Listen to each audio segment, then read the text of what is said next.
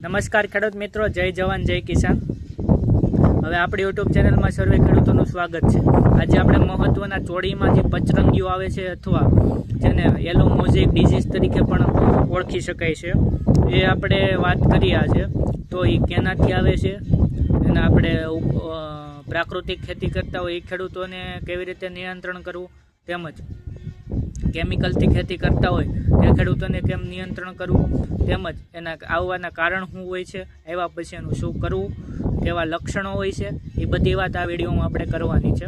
હવે જે ચોળીમાં જે પચરંગીઓ આપણે પીળો પચરંગીઓ કહે છે તો એના લક્ષણ કહેવાય છે કે પાનમાં પીળા અથવા લીલા ડાઘા જોવા મળે છે। ત્યારબાદ તે ડાઘા વધીને આખું પાન પીળું થવા મળે છે। પછી બીજી વાત કરીએ તો એમાં શીંગો પ્રમાણમાં ઓછી હોય છે, નાની હોય છે શીંગો, અને વાંકાચૂકી ચોળીની શીંગો હોય છે। આવા એના લક્ષણ જોવા મળે છે। હવે તે કેનાથી આવે છે, એનું કારણ શું હોય છે? હવે વાયરસજન્ય રોગ છે, એક છોડમાંથી બીજા છોડમાં એને સફેદ માખી દ્વારા ફેલાતો હોય છે। સફેદ માખી દ્વારા ફેલાવતો હોય છે એટલે આપણે વાયરસને કોઈ રીતે આપણે નિયંત્રણ કરી શકીએ નહીં, વાયરસનો કોઈ ઈલાજ નથી। એટલે એને આપણે આગળ કેવી રીતે વધતું અટકાવો એના માટે આપણે જે વેક્ટર છે એટલે વેક્ટર એટલે કે જે વાહક છે એ સફેદ માખી છે, તો આપણે સફેદ માખીને કેવી રીતે નિયંત્રણ કરવું તેના લીધે જ આ રોગ ફેલાતો અટકાશે। પહેલાં તો જે વધુ આખા ચેપગ્રસ્ત રોગ હોય, આખા પીળા થઈ ગયા હોય, વધુ હોય, ચેપગ્રસ્ત જે છોડ છે એને આપણે ખેતરમાંથી કાઢી અથવા બાળી નાખવાનો, અને એ છોડ બાળી નાખવાનો અથવા કોઈ ખાડો કરી અને દાટી દેવાનો। એ છોડ સૌ પ્રથમ ઝડપથી એ છોડને આપણે નાબૂદ કરવાનો, કારણ કે એમાંથી વાયરસ બીજા છોડમાં જાય, જે સફેદ માખી છે એમાંથી રસ ચૂસશે અને બીજા છોડમાં રસ ચૂસવા જશે એટલે કે ત્યાં એ વાયરસ ફેલાઈ જતો હોય છે।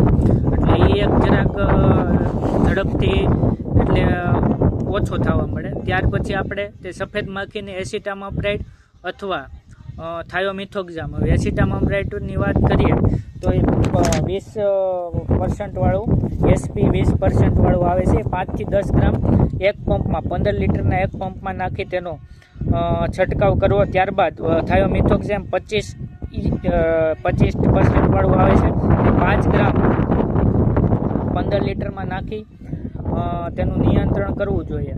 હવે જે સફેદ માખીનું નિયંત્રણ બીજી રીતે જે એક આપણને સફેદ માખી છે કે એનું નિયંત્રણ માટે બીજી એક સ્ટીકી સ્ટેપ, પીળા કલરની સ્ટીકી ટેપ 2.5 વીઘામાં 10 થી 15 ને વીઘે 5 થી 6 લગાડવી જોઈએ, જેના કારણે જે માખી ઉડતી હોય તો સ્ટીકી સ્ટેપ એટલે પીળા કલરની સ્ટીકી સ્ટેપ તરફ આકર્ષે અને ત્યાં ચોંટી જાય, તેના કારણે તેની સંખ્યામાં ઘટાડો થાય। અને લીંબોળીનું તેલ આવે, નીમ ઓઇલ આવે, એ 40 થી 50 ml પ્રતિ પંપમાં નાખી અને તેનું આપણે નિયંત્રણ અસરકારક કરી શકાય છે।